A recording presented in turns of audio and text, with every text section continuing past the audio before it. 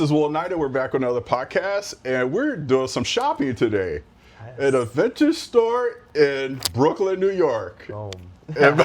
Boom. So introduce yourself. Yeah, so my name is Danny Colon, and I'm the owner and curator of Electrix Vintage, and we're in our studio and showroom right now in East Williamsburg. Okay. So we're off of Morgan Ave for some reference for our New Yorkers. And if not, you can Uber here from Penn Station, and it's fantastic. Or do like I did and Uber here from LaGuardia. Yeah, from LaGuardia. You know what? Just come right here for an appointment. Exactly. Why not? It's the perfect first stop. Exactly. So, Danny, tell me, how did you get started? Yeah, so our start was a little bit weird in comparison to where we are now. Okay. So we started when I was 15 years old in New Jersey. So beach town, very small. It was in Monmouth County, New Jersey, Okay. for some reference. And it was quarantine. I was deathly bored and had really I tried different careers. I was always pretty entrepreneurial, I guess, Yeah. but just no way to express that when you're 13 with no money, you know? Right. So it was the idea of entrepreneurship Yes. was always there for me. And then I started listing clothes online and doing little reworking projects and just kind of, I guess, trying to figure out what my design eye was without Yeah. knowing what those words even meant. And the sale did well. So I just kept on, doing thrifting, going to estate sales, and I just fell in love with secondhand clothing and all the stories that came with that. How unique things could be, and the reward of finding that really cool item was always my biggest thing. So I guess it's just translated from there. When I was there, I opened a really, really small studio, Okay. in a basement of an office building, and that was a retail store while I was in high school. I was Oh you know my what, we're God. full retail, who cares? And I just went for it, and we opened a store there, and I got accepted to FIT, and it was kind of a crossroads in what I wanted to do. But I always knew I wanted to be in New York, and I couldn't sacrifice that. So I moved here, managed the store there. Okay. Was a nightmare of operationally, that was far too much for You're being the an time. adult. You're being an adult And, at I was 15 years okay, old. now you're living alone. Now you're getting groceries for yourself. Yeah. You have to balance classes and then also do this and also have regular money because I wasn't, I'm not making $1 million And balance for your check- myself. and balance your Yes, checkbook. balance the checkbook. So it was difficult, and I just was I think the only way that this works is if I just take the leap and move it here. Okay. And it ended up working out so that this is better than when it was in New Jersey. You know what's interesting is you were in New Jersey during COVID, and this was all this started, right? Yeah. How did your parents feel about this? Yeah. So, yeah, my parents, it was funny because they always had this mindset with me where they were just yeah. No, absolutely. Let's just do it. Go. Okay. And they were always watching me have my little niche passions, and there'd be blips where I would just love Right. dressing up in costumes when I was little Yeah. and playing these characters. I loved Meet the Robinsons. Oh, I would, wow, I would okay. drag Alright. around the little the invention under the blanket and drag around my house, or the Polar Express. I would dress up in the robe, and then eventually it was cooking. I loved Okay. cooking, and they were be a chef, who cares? So Nice. I think they both have a pretty open-minded career mindset. Yeah. So when I was doing vintage and everything, all they were just keep doing it as long as you can graduate high school Right. and figure your stuff out, and it's working for you. Why not go for it? And I'm very grateful for that. They've always been such supporters for me and very, very helpful. Unfortunately not as investors, but as Right, emotional right, and parental support. Absolutely. You know what's interesting is I have to give a shout out to Khan. Yes. And yes. I was scrolling through Instagram, and he's on my feed. I'm a positive believer in him. Yeah. And I saw you one day walking down the street, and all of a sudden this was hey, what do you do for a living? Can I talk to you? No. You dress really nice. That was a crazy day. Oh my God. I remember I was walking back to my apartment from FIT. I was leaving class. Yeah. And I was on the phone with my mom talking about the New Jersey store. Right. And what I was going to do after. Because it was in between when our store was going to be closed and there'd be a lull of 6 to 8 months before we got the studio. So how are we going to do anything during that time? And I was kind of having a career crisis on the phone. Low key, it was a bad time for the interview. And he was just hey, what do you do for a living? And I was oh, I know what this is. Turn my phone off right now. I gotta lock in. I gotta hit all my points. Like, this is my one time. If this is gonna work, it just like, I have to give it like what I can. Even if, you know, he has 5 followers or 5 million, like I didn't recognize him because he's never in front of the camera. Right. So I don't even know what I said. I just kind of blacked out and like said words. And then he was like, okay, goodbye. No Instagram, nothing, goodbye. And then like less than a week later, I get the notification, or not even notification. I was scrolling on my Instagram like For You, and it came up on my tagged, and I was like, oh, that's me. That's the thing. And it was doing crazy well, and like my page started getting a lot of followers, and like it was just like this like little boost of, I think, also like motivation that I needed at the time. You needed 100%. You needed it. I needed it. It was the validation that I needed. People came to the store, and like when because that was during that lull, people came to our pop-ups during that time. It was actually very helpful. Con, love you. It was a really beautiful Con, moment. I love you too, like, for the introduction. Yes. No, it was amazing, and I think it introduced a lot of people to actually like what this is, and that it's not just us like selling clothes. It's like there's like, this is like my life, and like there's so much to it. Well, what's so interesting is I was looking at the feed, and then I was like, oh, he's a great person to interview. And then I was just like, I did some research. You know, obviously, you always want to do research, you know, to make sure it's actually true. Legit, if it's not just like me being like poster child, but everybody else is doing everything. And then I started looking. It's like you do pop-ups in coffee shops, pop-ups all over New York. Which is very interesting to me, because I'm in New York probably once a month, sometimes twice a month. I go to plays, I go to the theater, I spend a day in New York, or sometimes I sleep over and then I go back home. And it's or I take photos. Because I'm also a photographer. And it was just like, oh my God, I need to find this guy. You're like, what pop-up can I find you? Right, exactly. Like, where do I even find your location? Right. So then I emailed you, and your assistant called me back, and we hit it off. But I want to know, tell the audience and our viewers, where are you at right now? Because how old are you? I'm 20. You're 20. Yeah. So from 15 to 20, what was the progression of? The biggest thing is getting a U-Haul with 10,000 pieces of clothes. Like how that even came to be. So we at first always started with just flea markets. Like that was like the easiest barrier to entry. It was the cheapest thing to do, because it wasn't like I just had all this investor money to like throw out on stuff.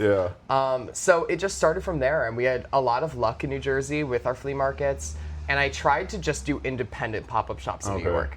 Because I felt like when I came in, it was, I didn't really know how the New York flea market thing worked. Like, it's a little bit gatekept and difficult. Like, I'm not even like, it's so weird. But we eventually figured that out now.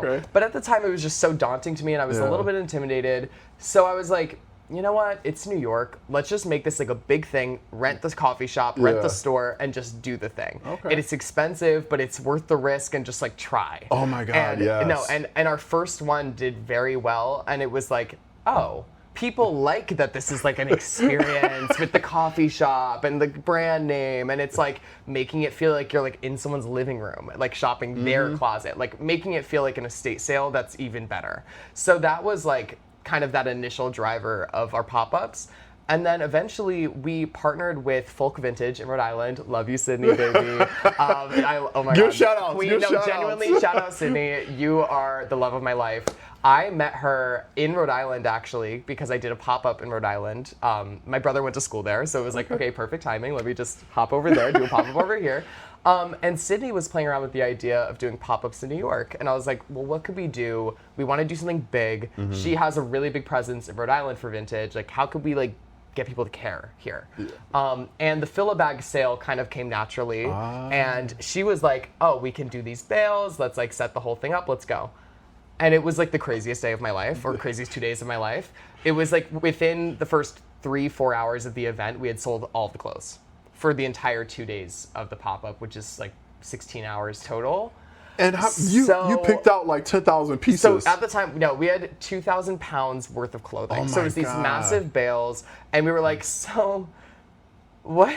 So we had to go to, there was actually perfect timing, a store in Williamsburg closing. So we literally bought out all of their inventory that they were they were liquidating inventory, and we were like, can we buy essentially 2,000 more pounds equivalent worth of your clothing? So we had to do that. It was a crazy night. We did it literally the same day of the pop-up while it was happening. Bought that, brought it back, and it was our most successful pop-up at the time.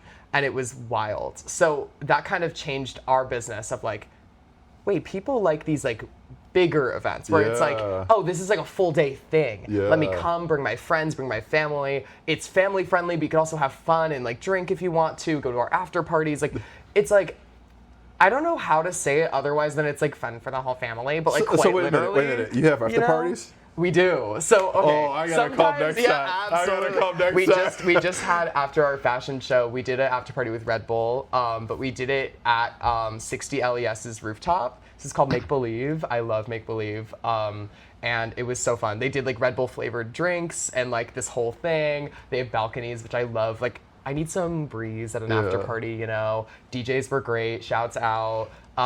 You should definitely come to our after party. I'm coming next time. And it was after our first fill a bag with Sydney. We went to Short Stories after, which is right next door, and we had the most fun night ever. They were like, the guys at Short Stories were like, we saw this crazy line down the block earlier. What is that? And we were like, actually, that was us. Yeah, and they hooked it up, and it was so fun.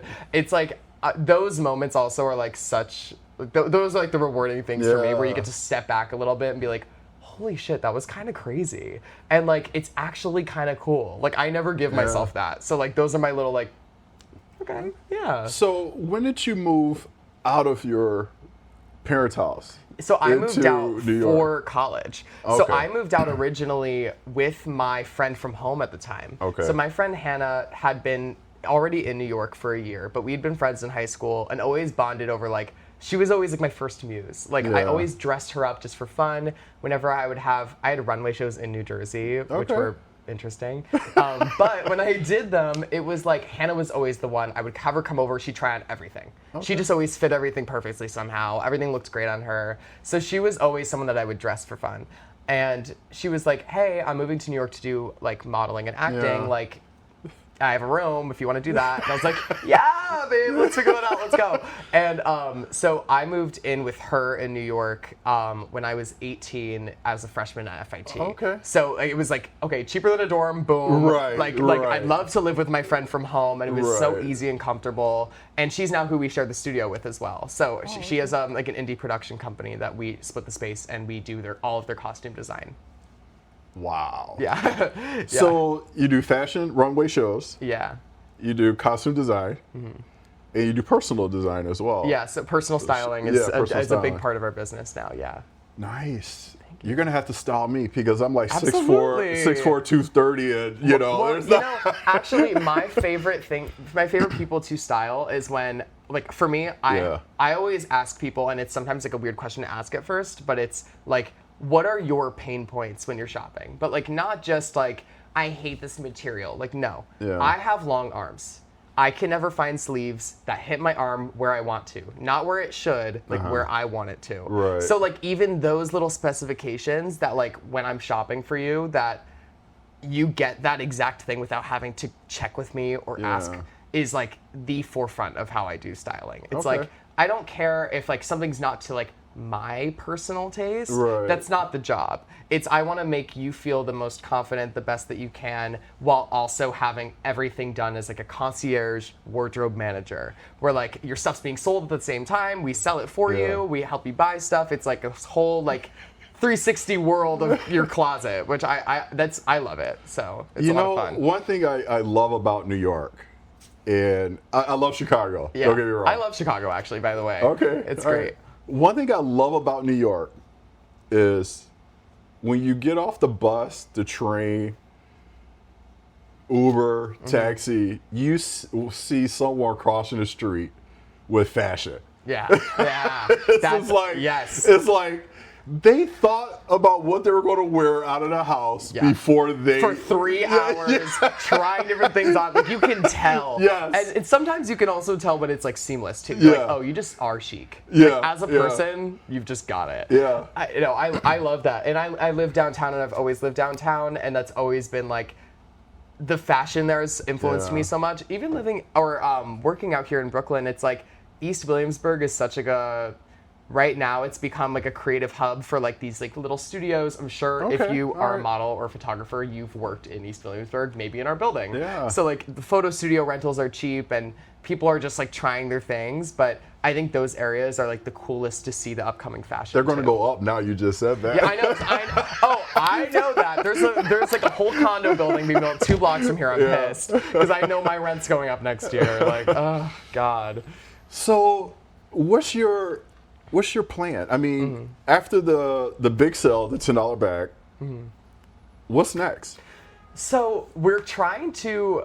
I feel like every September I come to like a crisis mode of like, I kind of want to change everything, and I think that's because it's like so synonymous with my life. Like it's just followed me throughout teenage years into now my 20s. I think that we're kind of streamlining everything that we're doing into more of a like, at least in the internally business, a more streamlined way of doing things where it's a little bit more consistent, maybe not to the audience, but for us, where we have fill-a-bag sales more often in different cities. But then we're also like, we want to build out a styling team, and I want to have a costume team. Where right now, like I say our costume department, it's like me leading with like 2 other assistants, and that's awesome. And like, shouts out again. I keep on shouting people out, but like I love you guys. That's okay, go for it. No, like my costume girls are the best. But I feel like there's so much more opportunity that we could have by really expanding this and putting in the investment and time to building that out. And I think it's really like we're such a like marketing agency in a way. Like we really act for brands, like even like, you know, our partners at Red Bull and things like that. Yeah. We can really activate on anything anybody wants to do if it relates to secondhand fashion, sustainability, vintage fashion. So we're able to like make an event around something or make an experience around a fun holiday or something that I'm excited to do much more intentional events next year for sure. So one thing about Danny, which the government name, the government name, which I totally was shocked about, is you pick out every piece of clothing. Yeah, I do. To this day, That's since day one. Exhausting. It is a lot. I'm gonna be honest. It's like it's definitely the like one of the more time-consuming things, especially when it's in person and I can't like call in or something. But I think that makes it so much more special and also helps me with the styling sometimes. Oh, totally. You know, like seeing clothes in the environment that they were like supposed to be, like seeing a like vintage, like a 60s fur coat in the like woman's closet, it really makes it like believable. Yeah. Where it's like, wow, that's incredible. And now I want to make a photo shoot with a woman that looks like this, and it's so awesome. Like that's why I loved. I don't know if you saw, like Gucci just has a new campaign with Demna as the creative director, and the story thing. Yes. I've been trying to do this for so long, but he did it so well. And that's kind of what I like to do with the shopping. Okay. But even, you know, when we're shopping for 100, 200, 300 pieces at a time, it's a lot. It's a lot. But I love it. Like seeing all of like the things. Now you start to see repeats even, which is crazy because of how much clothing is in the world. You're like, oh, I know that label. We'd have had that top before, like 3 years ago when I was in New Jersey. Like, I'll start to have recognition of some things, which is cool, but it makes me feel like I'm really learning something every time that I'm doing this. And it's not just repetition. It's like, this is like education for me. Like, it's really like a history lesson in like clothing. So, I understand you pick out every piece of clothing, but what if you're unable to make it? Do you do like Zoom call or FaceTime with one of your employees? Yeah, so we have a kind of like, this is like our underground network that we don't talk about too much, but I'm totally down for it. We have kind of like an estate sale management chain in New Jersey. So we do a lot of the time is contact like the main manager for the estate sales in a certain area. And this might be in New Jersey, might be in Pennsylvania, it might be in Massachusetts, it could be wherever we're shopping for. And they kind of let us know, like, hey, there's like 5 houses that have sales this weekend. We'll let you in the hour before. Come shop, do your buy, and then we'll let everybody else come. Okay. So that's one example. But then, you know, it's sometimes like people will come to us and be like, I have this massive collection. Either come to my closet, I'll bring it to Brooklyn, whatever the case is. Or these people that manage these estate sales will sometimes, at the end of the estate sale, if like nobody comes or nobody buys stuff, they'll take it all into separate like storage areas, and then we shop from there. Okay. So it's like this, no matter what is coming from estate sales and real people, sometimes it's not necessarily in their beautiful home, and sometimes it's in like a storage unit, for example, in Fort Lee, New Jersey, or wherever the case is, you know? But it's like, I think that network gives us so much more accessibility to like, I can call in and it's okay because I'm still able to see everything and like approve everything, and it's nothing weird is slipping through the cracks, or like, I might change my mind tomorrow, but at least it was my decision that I'm like, you know what, that past Danny was wrong for that, but like, it's okay, I'm learning, you know? I think it's just giving myself that like curation, education, and design too. It really inspires my design now. Wow.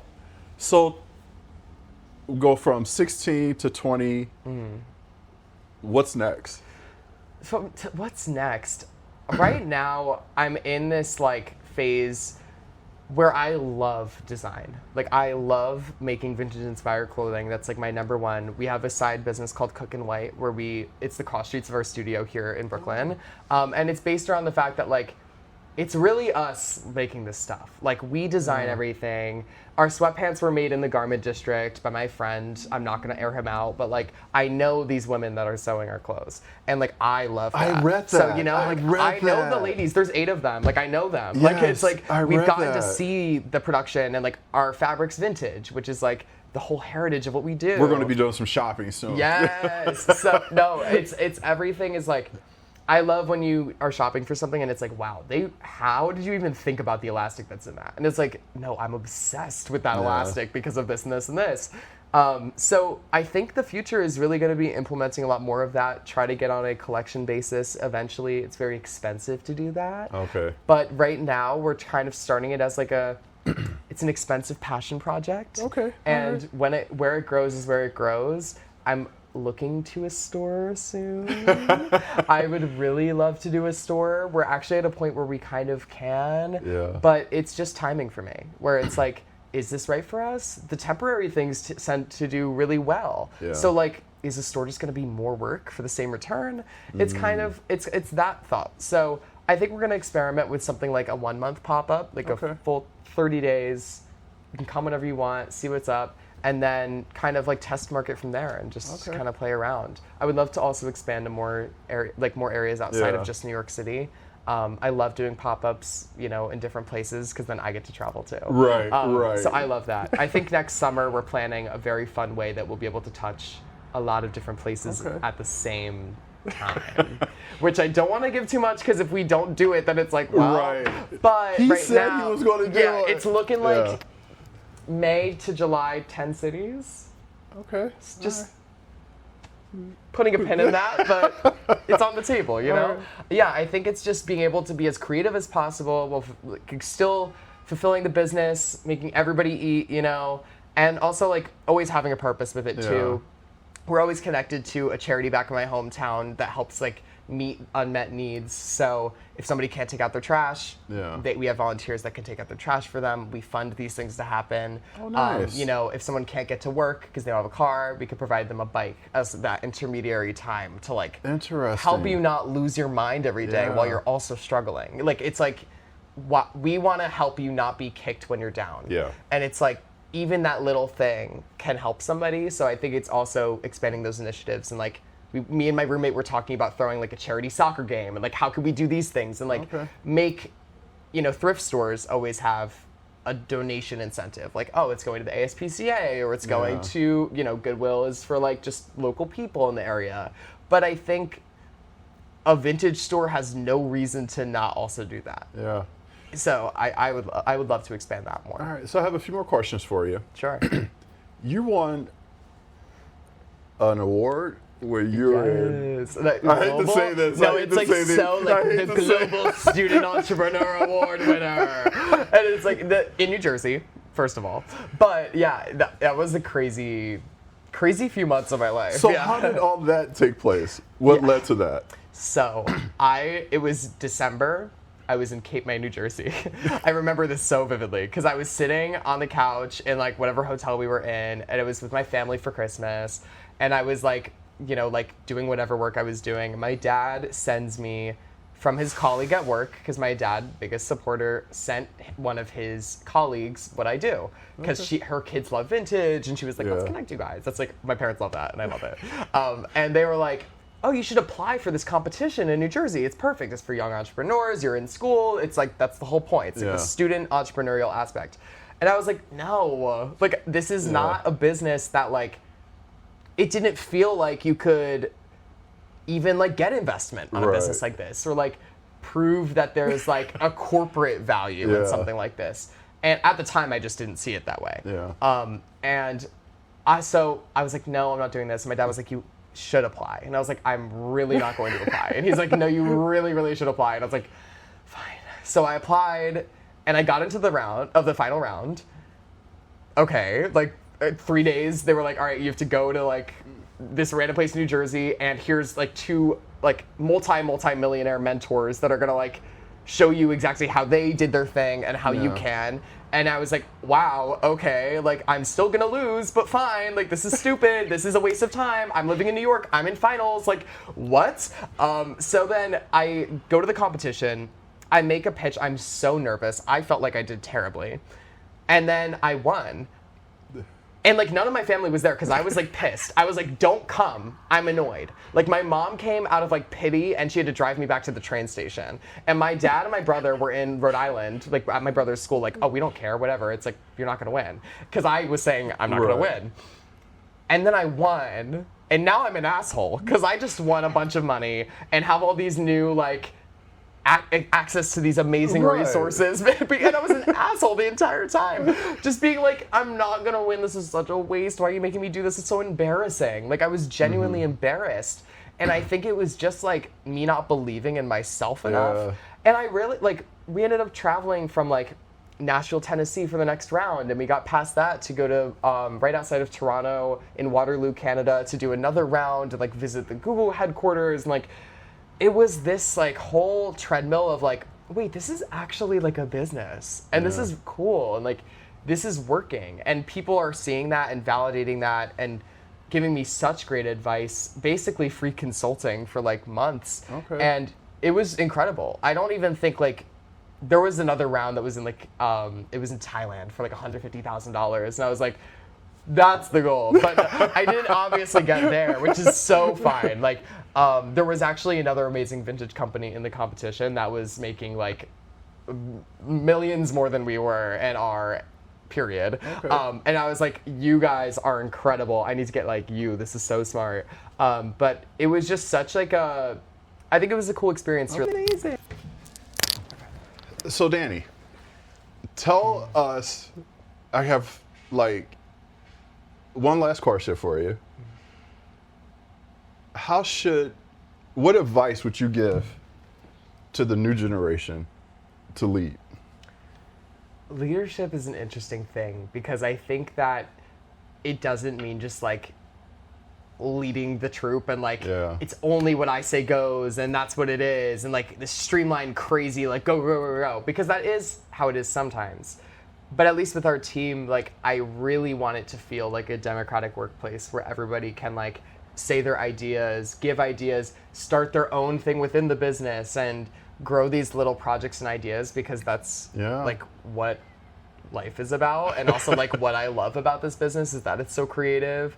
But I think it's also like, I have a very defined vision of what I think this is, and that's what I try to lead off of. But sometimes going off of that is actually what ends up working best for our business. And I feel like that's happened time and time again, where it's like, okay, I actually need to listen to that. And it's also like, it's just being yourself loudly, proudly, confidently, doing what you do loudly is everything that we do. We have so many competitors in New York City in vintage. In this neighborhood, our neighbors are vintage sellers, and there's just on Depop, people are making like over 6 figures on Depop that I have met that don't even do social media. And that's a leader in itself, but it's just a different kind. That I think like overall, the best thing that you could do is just show people what you're doing and love it. And if you don't love it, you might want to like look in the mirror and really think about what you're doing, because there's always something else for you. And leading on a path that you don't enjoy is going to make you run into the ground time and time again. And we've learned that from our business in so many different aspects. But true leadership is sometimes going on that like separate direction to get where you need to be. I got one last question. Yeah. When you're young, you are business, you're a professional. How does other owners or people you go into, because they're not as young as you? Yeah. Well, it's an interesting thing, because I'll go into like Fashion Week and it'll be the coolest thing in the world, and like that's the big seller. Like for a while, I feel like that's what we were carrying our business on, was like, you're young. And like, I don't love that was our entire thing. But then I'll walk into like a factory meeting for production and they're like, you're 20, here's $20 more per unit. And you're like, no, like, come on. I'm paying the same as everybody else. Come on. But it's like, you know, that's just what happens when you're young. And like, it was hard, especially in New Jersey, I think, compared to here, where I think in New York, people have more examples of young, I won't say like success, but like young people trying stuff openly and going for like a lease or something and being young. And they're like, do you even know what a bank check is? I'm like, you're kidding. Right. Like, and does your mom it's a little bit condescending. Yeah, it's like, no, my mom is not co-signing this. Like, I am actually putting my everything on this. Like, I think it's that people thinking, you know, it's immediately assuming that none of this money is mine, that it was not anything. Like, I worked a actually below minimum wage bagel job in New Jersey to fund the beginning of this. Nice. So that's not like, I wasn't digging it out of the gutter, but like that was like what I had to do, and like it's fine. Yeah.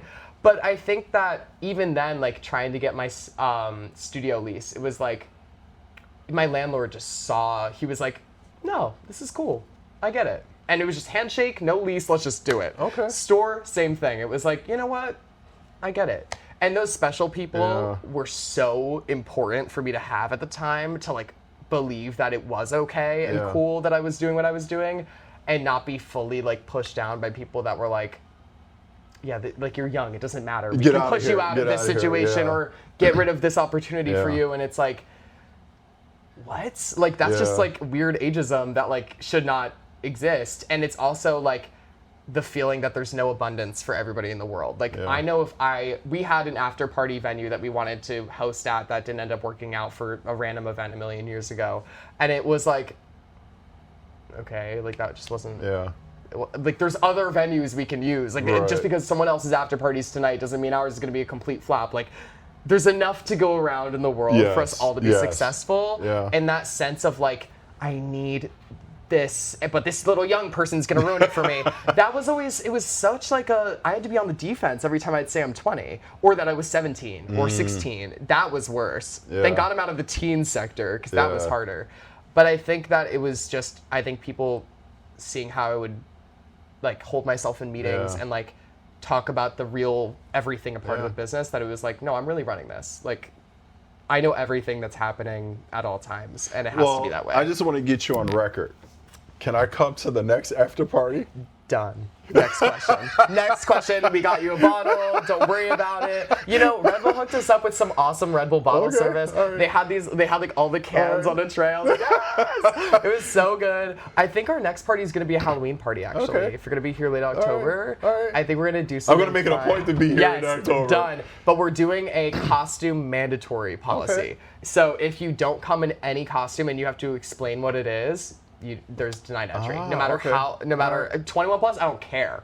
You need to dress up. Put something on, because we were like, we need to make this like the most Studio 54, like true to it. Like, people have to go all out. Because if you don't, like, if I see you in like khakis and like you're showing up to a Halloween party, get out. You're not going to have fun. 2 years ago, I went to a Halloween party at the Surgical Museum. Whoa. In Chicago. I would have to say, out of 200 people, 50 dressed up. And I was just like, it's the surgical museum this center. is the perfect venue for some weird costume. And you're deciding to come in like a cocktail dress. Yes. You look stupid. Yes. You look stupid. Yes. You're trying to avoid this embarrassment, but it's like, no. Like I had my face painted. I had a scrub. And you should. And you should. That's our biggest thing. We're like, from now on, we just need to be like true to our shit. Like nobody... You can't just come and be like, oh, I'm going to a fashion party, but I'm going to wear, like, a t-shirt and jeans. Yeah. Like, no. Let's have fun with it. And, like, be apologetic with yourself. Yes. Not just about your business or whatever that you're doing in your life. Yeah. Like, show up for yourself. Why not? Look cool. Exactly. Look weird. Like, that's what it's all about. Exactly. So we're going to wrap this up. And thank you very much. I just want to say one thing. I want his hair. I'm losing mine. Guys, I got the last mohawk. I'm holding on for dear life. I like can't lose this. That hair and the curls look good on me, I think. I honestly, we can try it out. Why not? Right. Well, thank you very much for joining All About Nothing. Thank you for coming. I really appreciate you. And tell everybody your Instagram and website or where to find you. Check us out. We're on electrixvintage.com. So it's like electric, but with an X instead of a C at the end. Electrix Vintage on Instagram, Depop, Poshmark, YouTube. You can follow me at _Danny Cologne on Instagram and all the things. TikTok is Danny Cologne, but spelled like the actual cologne. Okay. Period. And that's where my interview can be found from Con. Shouts out. All right. Well, thank you very much, and thanks for joining All About Nothing. Thank you.